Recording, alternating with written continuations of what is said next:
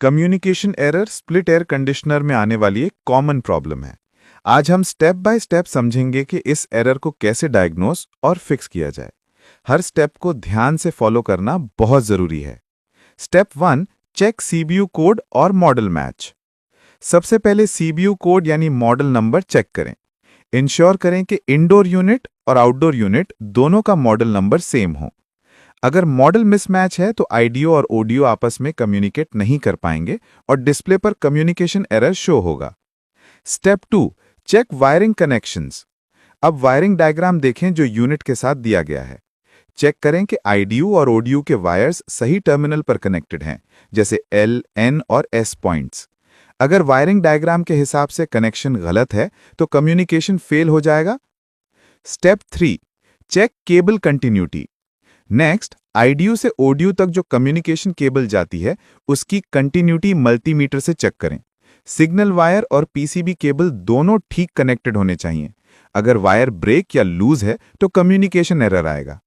Step 4, check power supply to ODU. ODU के L और N point पर power supply check करें। यहां प्रॉपर 230 वोल्ट एसी आना चाहिए।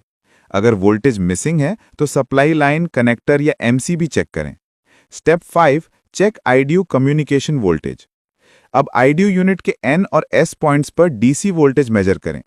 सिग्नल वायर डिस्कनेक्टेड पोजीशन में वोल्टेज फिक्स 24 डीसी ±2 वोल्ट होना चाहिए।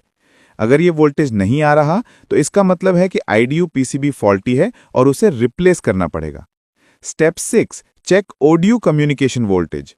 अब ऑडियो यूनिट के एन और एस पॉइंट्स पर डीसी वोल्टेज चेक करें।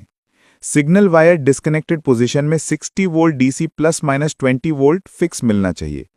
अगर ये वोल्टेज आ रहा है लेकिन कम्युनिकेशन नहीं हो रहा तो ऑडियो पीसीबी फॉल्टी हो सकती है, रिप्लेस करें। Step 7, check voltage fluctuation.